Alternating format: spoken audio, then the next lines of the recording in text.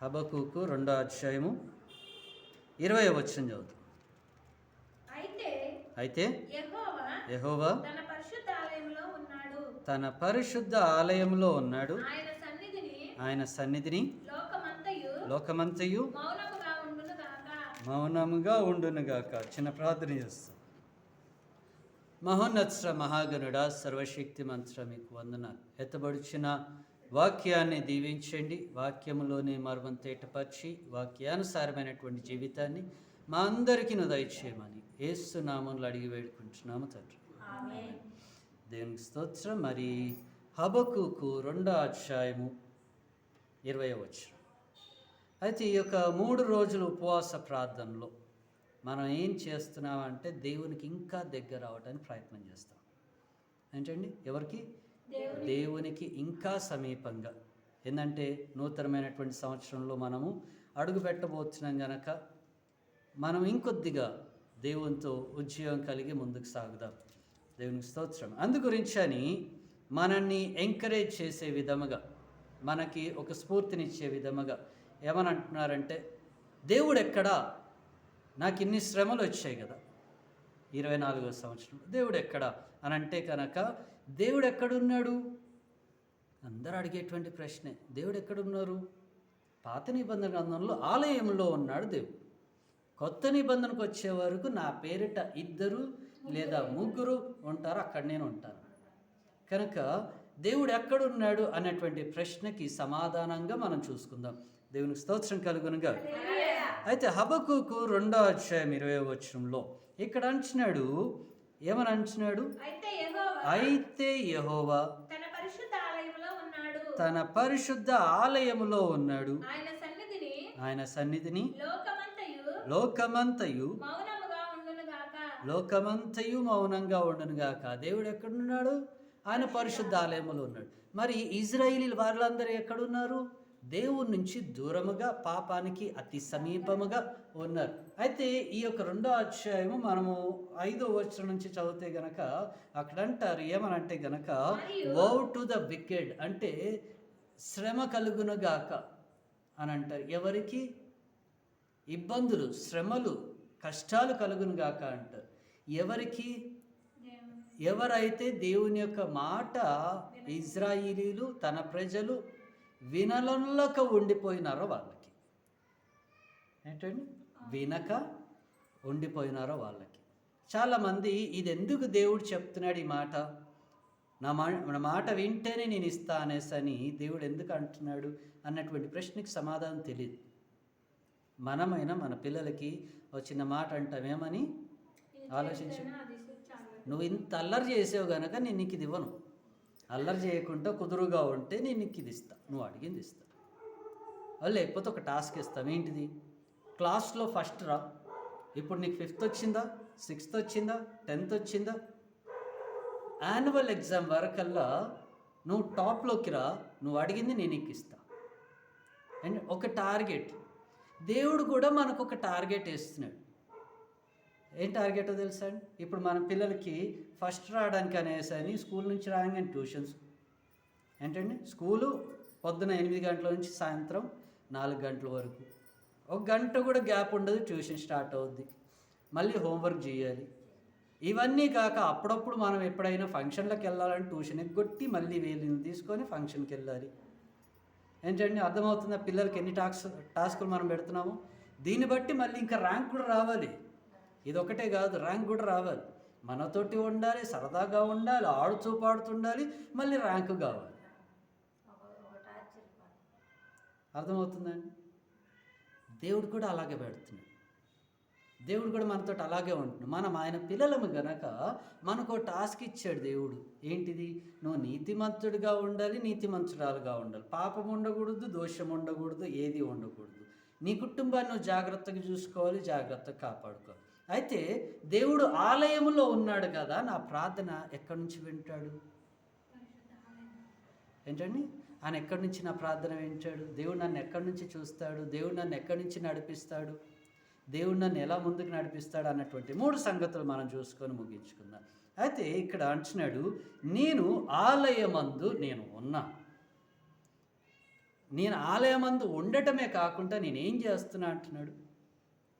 ఆలోచించండి జాగ్రత్తగా. ఆలయమందు ఉండటమే కాకుండా నేనేం చేస్తా అంటున్నాడు. అందరినీ చూస్తున్నా.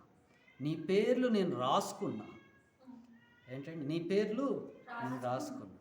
మనం అనుకుంటాం నాకు పుట్టబోయే బిడ్డకి నేను ఈ పేరు పెడతా. దేవుడే ఆలోచించి పెట్టిండి నా పుట్టబోయేటువంటి బిడ్డకి ఏం పేరు పెట్టాను. నేను ఎందుకు ఆలోచించాలా? ఏంటండి, అవునా? దేవుని తెలుసు. అట్లానే సరే నేను పేరు లేకుండా పెడితే కనుక పేరు లేనోడా అంటారు. పేరు పెడితేనే పలానా వాళ్ళ కొడుకు అంటారు. పేరు పెట్టకపోతే కనుక పేరు లేనోడా అంటారు. మరి నేనేం చేయాలి? దేవుడు ఏ పేరు పెట్టినాడో దాన్ని మనం గమనించాలి.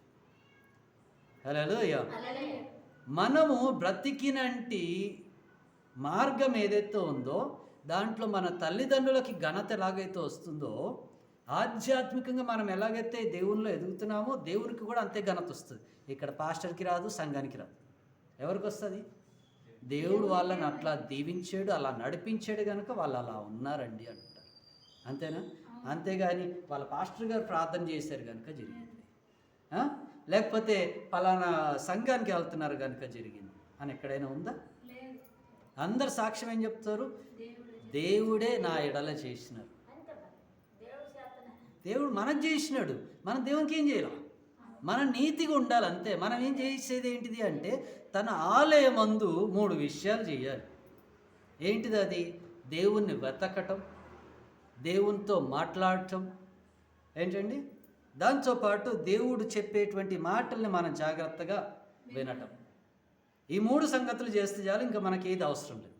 కనుక మొట్టమొదటిగా దేవుడు ఏం చేస్తున్నాడు ఆలయమందు అని అంటే గనక ఆయనతో పాటు మనం కూడా ఏం చేయాలి అన్నటువంటి 3 విషయాలు మనం చూసుకుందాం. రైట్. అయితే ఇక్కడ అంటున్నాడు కీర్తన 11వ కీర్తన 4వ వచనం ఒకసారి చదువుతాం. నేను చాలా షార్ట్గా చెప్తున్నాను. యెహోవా తన పరిశుద్ధ ఆలయమందు ఉన్నాడు. యెహోవా సింహాసనము ఆకాశమందున్నది. ఆయన నరులను కనులారా ఏం చేస్తున్నాడు? యెహోవా తన సింహాసనమందు కూర్చొని ఆకాశమందు ఉండి నరులను కనులారా చూస్తున్నాడు.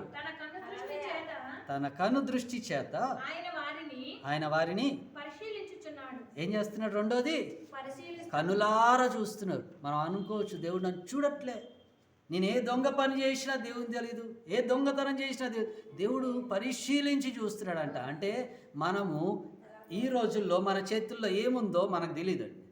ఇదే తీసుకెళ్ళి మైక్రోస్కోప్లో పెడితే గనక 100x దాకా వెళ్తే మన చేతుల్లో ఎన్ని కీటకాలు ఉన్నాయో కనిపిస్తుంది. శుభ్రమైన చేతికి, అప్పుడే కడిగినటువంటి చేతికి కూడా ఎన్ని కీటకాలు ఉన్నాయో కూడా కనిపిస్తుంది. అంటే దేవుడు మనల్ని ఎలా చూస్తున్నాడు? పరిశీలించి చూస్తున్నాడు. అబ్బాయి కానీ అమ్మాయి కానీ పురుషుడు కానీ స్త్రీ కానీ పిల్లలు కానీ పెద్దలు కానీ ఎవరైనా కానీ నా మందిరానికి వస్తున్నారా అని దేవుడు చూస్తున్నాడు. మనల్ని ఫస్ట్ పాపిగా దేవుడు చూడట్లే, నా దగ్గరికి ఎవరు వస్తున్నారనే దేవుడు చూస్తున్నాడు. ఏంటండి, మరి యేసుక్రీస్తు బ్రతికున్నప్పుడు భూమి మీద ఉన్నప్పుడు రోగిష్ఠులు వచ్చారు, వాళ్ళందరూ వచ్చారు. నా దగ్గర రావద్దు అనేసి అందరు వెళ్ళగొట్టినటువంటి వాళ్ళే ఆయనను మట్టుకు దగ్గర తీసుకొని వాళ్ళని ముట్టి స్వస్థపరిచినటువంటి దేవుడు ప్రభు అయిన యేసుక్రీస్తు. వాళ్ళని వాళ్ళ పాపములు దేవుడు క్షమించడానికే దగ్గర రమ్మన్నాడు. మరి దేవుడు నిన్ను నన్ను రమ్మన్నాడా? ఆలయానికి రమ్మంటుండు దేవుడు. ఎందుకంటే మనల్ని పరిశుద్ధంగా తయారు చేయడం. హల్లెలూయా. రెండోది, 1 రాజులు 9వ వచనము దేవుడు ఎందుకు రమ్మంటున్నాడు ఆలయంలో ఏం చేస్తున్నాడు అన్నటువంటి విషయం చూస్తాం. 1 రాజులు 9వ అధ్యాయం 3వ వచనం. అతనితో ఇలా సెలవిచ్చెను, నా సమూహమందు నీవు చేసినటువంటి ప్రార్థన విన్నపములను నేను ఏం చేసినాను? నీవు నా సమూహములో ఆలయంలో నీవు చేసినటువంటి ప్రార్థన, సొలొమోను గిద్యోను చేసినటువంటి ప్రార్థన దేవుడు ఆలకించినాడంట ఆలయములో. హల్లెలూయా. నువ్వు ఆలయానికి ఎందుకు రావాలి? నీ ప్రార్థన ఆయనకి చెప్పుకోవడానికి. హల్లెలూయా. నాకు చెప్పుకోవడానికో తోటి వారికి చెప్పుకోవడానికో కాదు, మొట్టమొదటిగా ఎవరికి చెప్పాలా? దేవుని చెప్పు. హల్లెలూయా. దాని తర్వాత అంటున్నాడు 2 దినవృత్తాంతములు 7వ అధ్యాయము 15-16 వచనాలు చదువుదాం. 2 దినవృత్తాంతములు 7వ అధ్యాయము 15-16 వచనం. నా స్థలమందు చేయబడు ప్రార్థన మీద ఏముంది? నా స్థలమందు చేయబడుతున్నటువంటి ప్రార్థనలో నా కనుదృష్టి అక్కడ ఉంది. హల్లెలూయా. ఏమన్నాడు దేవుడు? నా ప్రార్థన, నువ్వు చేసేటువంటి ప్రార్థన నా సన్నిధానంలో నా కనుదృష్టి అక్కడున్నది గనక నువ్వేం చేయమంటున్నాడు? 16వ వచనం. 16వ వచనం. నా చెవులు దానిని ఆలకించును. నా పేరు ఈ మందిరమునకు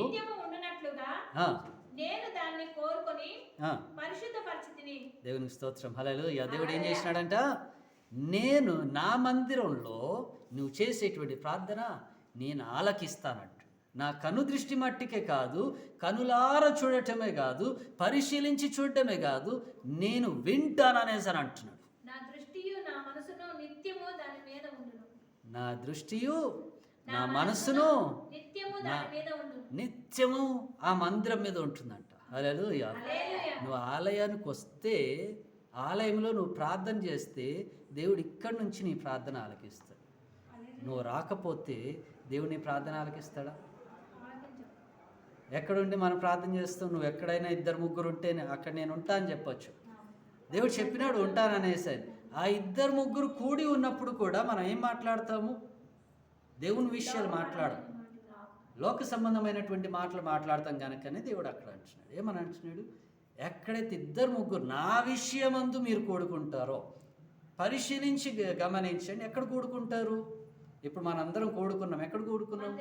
మందిరంలో కూడుకున్నాం. గృహ కూడికలు ఉన్నాయి, గృహ కూడికలకు వెళ్తాం, అక్కడ 4 కూడుకుంటాం. ఎక్కడైతే 4-5 మనం కూడుకుంటున్నామో, చిన్న మందగా కూడుకుంటున్నామో, దేవుడు అక్కడ మన ప్రార్థనలు ఆలకిస్తాడు. హల్లెలూయా. మనం 2-3 కూర్చొని లేనిపోని ముచ్చట్లు పెడితే దేవునికి ఇష్టమా? లేదు, ఇష్టం. ఓ కుటుంబాన్ని గద్దించి సరిచేయటం, ఓ కుమారుని కుమార్తెను గద్దించి సరిచేయటం దేవునికి ఇష్టమైనది. కనుకనే దేవుడు ఇక్కడ అంటున్నాడు నేను వింటాను అని అంటున్నాడు. ఈ మధ్యకాలంలో యవనస్తులు ఏం చేస్తున్నారంటే తొందరపడి దేవుడు నా ప్రార్థన ఆలకించట్లేదు, దేవుడు నేను ఏది అడిగినా ఇస్తలేడు అనేసి అని అంటున్నారు యవనస్తులు. దేవుడు ఇస్తాడండి, మీరు నమ్మి ప్రార్థన చేయండి. అసలు ఈ రోజుల్లో యవనస్తులు సంఘానికే రావడం మానేసి, మరి దేవుడు వాళ్ళకి ఎలా ఇస్తాడు? తల్లిదండ్రుల ప్రార్థన దేవుడు వాళ్ళకి ఇస్తాడనేసి అని చెప్పచ్చు. దేవుడు వాళ్ళని ఆశీర్వాదాల కర్తలుగానే చేస్తాడు, కానీ వాళ్ళకి కావాల్సింది వాళ్ళు అడగాలి అంతే. చిన్న ఉదాహరణ చెప్తాను. యోబు తన పిల్లలు ఎక్కడో పాపం చేసి ఉండొచ్చేమో అని తొందరతోటి ఏం చేస్తాడు? వాళ్ళని పాప పరిహారమైనటువంటి బలులు అర్పించేవాడు. కానీ పిల్లలకి ఏం కావాలనో దేవుని దగ్గర తను ప్రార్థన చేయడు. వాళ్ళు ఏదైనా తప్పు చేస్తే కనుక దేవా క్షమించి వాళ్ళని దీవించని ప్రార్థన చేస్తాడే కానీ ఇంకేం చేయడు. ఏంటండి, అర్థమవుతుందా? పిల్లలకి ఏం కావాలో పిల్లలే అడగాలి దేవుడు. అందుకే పిల్లల్ని నా దగ్గర రానియకుండా మీరు ఆకంట పడకూడదు అంటాడు. వాళ్ళని రానియండి అంటాడు. హల్లెలూయా. అందుకే సంఘంలో కూడా మీరు గమనించండి, పిల్లలు అల్లరి చేస్తే కనుక నేనేమన్ను. ఎందుకని? వాళ్ళు కొద్దిగా అటు ఇటు అయినారు అనుకోండి, మీరు అందరు డిస్టర్బ్ అయిపోతారు. మీరందరూ ఏమైపోతారు? అందరు డిస్టర్బ్ అయిపోతారు. వాళ్ళని అట్లా వదిలేసేయండి. వాళ్ళు ఆడుతూ పాడుతూ అయినా మన మాటలు కొన్ని వింటారు. మొట్టమొదటిగా దేవుడు చూస్తానన్నాడు. ఇది దేవుడు చూసేది. హల్లెలూయా. రెండోది దేవుడు వింటానన్నాడు. ఇక్కడ మనం చదివినాం 2 దినవృత్తాంతాలు 7వ అధ్యాయంలో దేవుడు ఇక్కడ అంటున్నాడు నేను వింటాను, నా చెవులారా నేను వింటానని అంటున్నాడు. నీ బాధ వింటాడు, నీ కష్టం వింటాడు. మొదటి సమయాలు అక్కడ మనం గమనిస్తే గనక హన్న ప్రార్థన చేస్తూ ఉంది, దేవుడు ఆలకించాడు. దానితో పాటు అక్కడున్న ప్రవక్త కూడా ఆలకించి ఇది నీకు జరుగునుగాక అన్నాడు. హల్లెలూయా.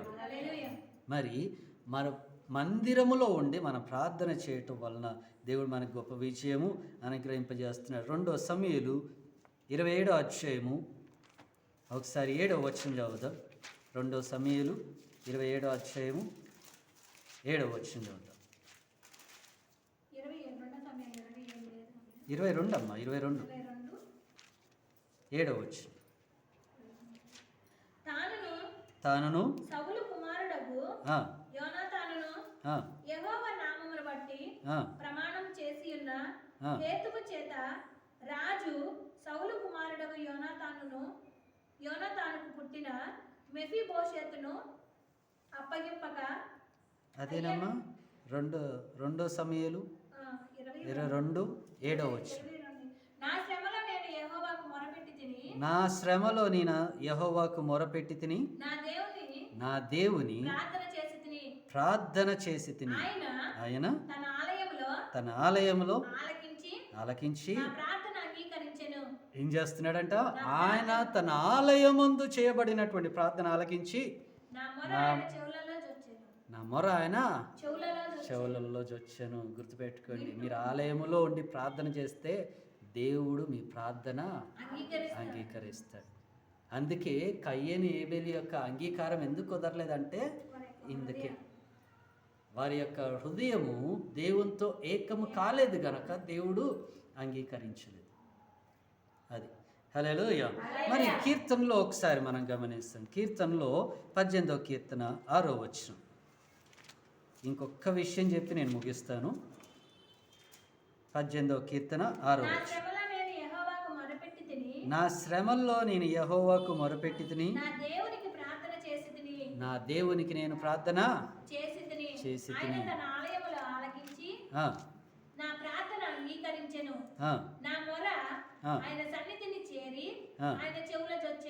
దేవునికి స్తోత్రం కలుగును గాక.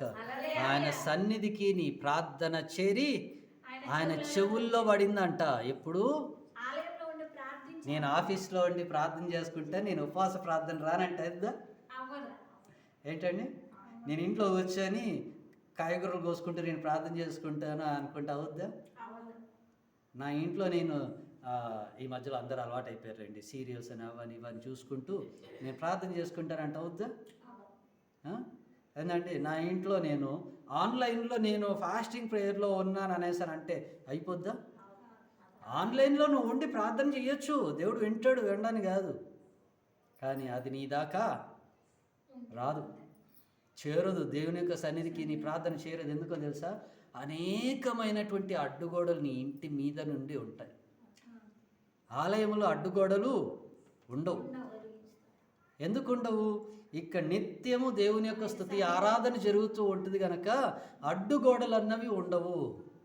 ఎవరో ఒక దేవుని యొక్క దూత వచ్చి ఎవరైనా ప్రార్థన చేస్తారేమో అని ఎదురు చూస్తూ ఉంటుంది కనుక ఇక్కడ అడ్డుగోడలు ఉండవు. హల్లెలూయా. అందు గురించి అని ఇక్కడ అంటున్నాడు. ఏమని అంటున్నాడు? నేను యెహోవాకు మొరపెట్టగా, ఆయన ఆలయంలో నుండి మొరపెట్టగా నా మొర ఆయన చెవుల్లో జొచ్చింది. చెవుల్లోకి దూసుకొని పోయిందంట నువ్వు చేసేటువంటి ప్రార్థన. ఏం సిస్టరు, ఆ రోజుల్లో నీ గోనపట్ట ప్రార్థన ఏమైంది? గొప్ప విజయం ఇచ్చింది. మరి ఇప్పుడు ఎందుకు చేయలేకపోతున్నావు ప్రార్థన? నా శరీర బలహీనతలు ఏంటండి, నాకున్నటువంటి మానసికమైనటువంటి ఒత్తిళ్ళు, నా పిల్లలు ఎలా ఉన్నారు, వాళ్ళ పిల్లలు ఎలా ఉన్నారు, నా మనవాళ్ళు ఎలా ఉన్నారు, నా మనవరాళ్ళు ఎలా ఉన్నారు. ఏంటండి, ఇదే కదా తల్లి యొక్క వేదన. మరి మనం కూడా అలా ప్రార్థన చేయటం మొదలు పెట్టారు. అప్పుడు నువ్వు ప్రార్థన చేసి విజయం పొందుకున్నావు, ఇప్పుడు ఎందుకు పొందుకోలేవు? చేయాలి. హల్లెలూయా. మూడోది అంటున్నాడు, ద లార్డ్ స్పీక్స్. దేవుడు మాట్లాడతాడు. ఎలా మాట్లాడతాడు? 2వ దినవృత్తాంతములు 7వ అధ్యాయము 16వ వచనం. 2వ దినవృత్తాంతములు 7వ అధ్యాయము 16వ వచనం.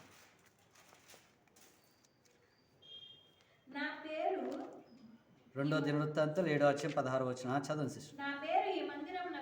నా పేరు ఈ మందిరమునకు నిత్యము ఉండునట్లుగా నేను దాన్ని కోరుకొని ఏం చేసినాడంట దేవుడు? నేను దీన్ని పరిశుద్ధపరిచిన నా దృష్టియు నా మనస్సును నిత్యము దాని మీద ఉండును. 17వ వచనం. యాజ్ ఫర్ యు, నీ తండ్రి అయిన దావీదు నడిచినట్లుగా నీవును నాకు అనుకూల వర్తనుడవై నడిచి నేను నీకు దానంతటి ప్రకారము చేసి ఆ, నా కట్టడలను నా న్యాయ విధులను అనుసరించిన ఎడల ఆ. ఇశ్రాయేలీయులను ఏలుటకు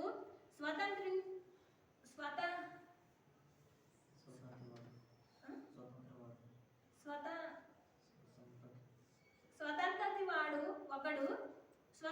వాడు ఒకడు నీకుండకపోడని నీ తండ్రి అయిన దావీదుతో చేసి ఉన్న నిబంధనను బట్టి నేను నీ రాజ్య సింహాసనమును స్థిరపరచుదును. దేవునికి స్తోత్రం. అయితే చూడండి, ఇక్కడ అంటున్నాడు, దేవుడు ఈ మందిరాన్ని చూసుకున్నాడంట, ఏర్పాటు చేసుకున్నాడంట, నిలబెట్టుకున్నాడంట, ఆయన సన్నిధిని పెట్టినంట. ఇవన్నీ పెట్టి నడిపించిన తర్వాత ఏం చేస్తున్నాడు? సొలొమోనుతో మాట్లాడుతున్నాడు, అయ్యా నీ తండ్రి నేను చెప్పింది చెప్పినట్లుగా చేసుకుంటూ వచ్చా, నువ్వు కూడా నేను చెప్పింది చెప్పినట్లు చేసుకుంటూ వస్తే నీ తండ్రిని ఆశీర్వదించినట్లుగా నేను నిన్ను ఆశీర్వదించి నడిపిస్తానని అంటున్నాడు. హల్లెలూయా. నేను ఇచ్చే న్యాయ విధులే కావచ్చు, నేను ఇచ్చే కట్టడలే కావచ్చు, నేను ఇచ్చేటువంటిది ఏదైనా కానీ నువ్వు పాటిస్తే నువ్వు అడిగేది ఏదైనా నేను ఇస్తా. హల్లెలూయా. మొదటి సమూయేలు 3వ అధ్యాయము ఒకసారి మనం చూద్దాం. మొదటి సమూయేలు 3వ అధ్యాయము 3-4 వచనాలు చదువుతాం.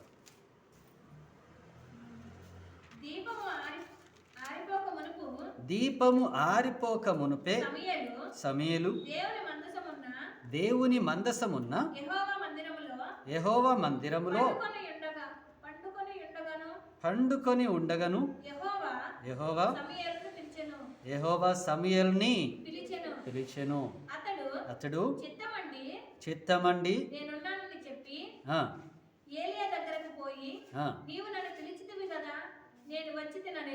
దేవుని స్తోత్రం. చాలండి. దేవుడు నువ్వు దేవుని యొక్క మందిరములో నిద్ర చేసినప్పుడు దేవుడు నీతో మాట్లాడతాడంట. ఎప్పుడండి? దేవుని మందిరములో మనం నిద్ర చేసినప్పుడు నీతోటి కూడా మాట్లాడతాడు. ఎక్కడున్నాడంట? ఇక్కడ సమూయేలు ఎక్కడున్నాడు? దేవుని మందిరములో దీపములు ఆర్పక మునుపే దేవుని మందిరములో ఉన్నాడంట.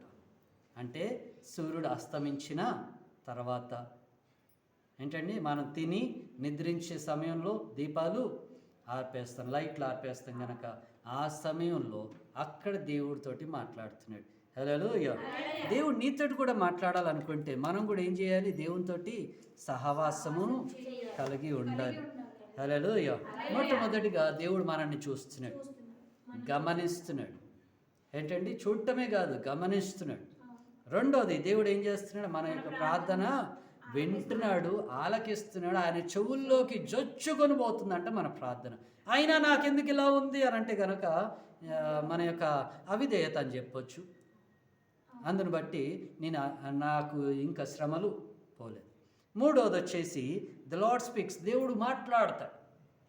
దేవుని మందిరములో ఉండగా దేవుడు నీతోటి మాట్లాడతాడు. ఈ 3 సంగతులు మనం గుర్తు చేసుకొని రేపటి దినం దేవుడు నాతోటి ఏం మాట్లాడబోతున్నాడు, రేపటి దినం దేవుడు కుటుంబాన్ని ఎలా దర్శించబోతున్నాడు, నన్ను ఎలా దర్శించబోతున్నాడు, దేవుడి సన్నిధానంలో నేను ఏ ఆశీర్వాదం పొందుకోబోతున్నా, 2025వ సంవత్సరంలో దేవుడు నాతోటి ఎలా నడిపించబోతున్నాడు అనేసి మనం ప్రార్థన చేస్తాం. మనం ముగించుకుందాం. చిన్న ప్రార్థన చేస్తాం. మహోన్నత మహాగణుడ సర్వశక్తి మంత్ర మీకు వందనాలు తండ్రి. యొక్క సమయంలో ఎత్తబడిన వాక్యాన్ని దీవించండి. వాక్యములోని కొన్ని మాటలు మేము ధ్యానించి ఉండగా ఆ మాటలు తండ్రి విన్న వారందరూ, చూసిన వారందరూ, ధ్యానించిన వారందరూ ధన్యులు తండ్రి. అయ్యా, ఆ ధన్యతల్లో ప్రతి వారు ఉండేటకు సహాయం దయచేయండి. ఈ యొక్క 3 రోజులు ఉపవాస ప్రార్థనలో మీరు తోడుగా నీడుగుని నడిపించి మీ నామానికి మహిమయు ఘనతయు ప్రభావమును చెల్లించుకోమని అడుగుచిన తండ్రి, ఈ యొక్క సమయంలో తిరిగి మేమందరము మా గృహాలకి, స్వగృహాలకి, మందిరం నుండి తిరిగి వెళుతూ ఉండగా అందరూ క్షేమంగా వెళ్ళటకు సహాయం దయచేయండి. మంచి శాంతికరమైనటువంటి నిద్ర దయచేయండి. బలహీనంగా ఉన్న వారిని బలపరచండి, ఆత్మలోను శారీరకంగాను బలపరచండి. వాక్యంలో చెప్పబడినట్లుగా అయ్యా మరి మీరు చూస్తూ ఉన్నారు, మమ్మల్ని గమనిస్తూ ఉన్నారు, మేము చేసేటువంటి ప్రార్థన మీరు ఆలకిస్తూ ఉన్నారు, మీరు మాతో మాట్లాడుతూ ఉన్నారు. అయ్యా మీరు మమ్మల్ని చూస్తున్నారు అనేసని మేము జాగ్రత్తగా నడుచుకున్నట్టుకు సహాయం దయచేయండి. మీరు మా యొక్క ప్రార్థన ఆలకిస్తున్నారని అయ్యా మీ మందిరములో నుండి నిత్యము స్తుతి ఆరాధన చేస్తూ ప్రార్థించడానికి సహాయం దయచేయండి. అయ్యా మేము తండ్రి మీరు మాతో మాట్లాడాలని ఆశ కలిగి ఉన్నారు కనుక అవును తండ్రి. మీ యొక్క స్వరము మేము వినగలిగేటువంటి చెవులను మాకు దయచేయండి. మీరు మాతో మాట్లాడి నడిపించమని అడుగుతూ అయ్యా ఈ యొక్క మొదటి రోజు ఉపవాస ప్రార్థనలో మీరు తోడుగున్నారు. అందుని బట్టి మీకు వందనాలు చెల్లించుకుంటూ యేసుక్రీస్తు పరిశుద్ధ నామంలో అతి వినయంగా బ్రతిమలాడి వేడుకుంటున్నాము తండ్రి. ఆమేన్. మరణాత యేసు ప్రభువారు గారు యేసు రక్తమే చేయి, ప్రభు యేసు నామే చేయి, ప్రభు యేసు రక్తం సంపూర్ణమైన విజయం, అపార్థపట్టిన నాశనం, తండ్రి నీ కార్యం నిరంతరం జయం జయం జయం తండ్రి. ఆమేన్. తండ్రి యొక్క ప్రేమయు కుమారుని యేసుక్రీస్తు యొక్క కృపా పరిశుద్ధాత్మకుని సహవాసం సంఘానికిను సంఘ సభ్యులకును కూడి వచ్చిన ప్రతి వారికి ఆన్లైన్లో వీక్షించిన ప్రతి వారికి సదాకాలంతో నేడుగుని నడిపించిన గాక. ఆమేన్. అందరికి వందనాలండి. ప్రైజ్.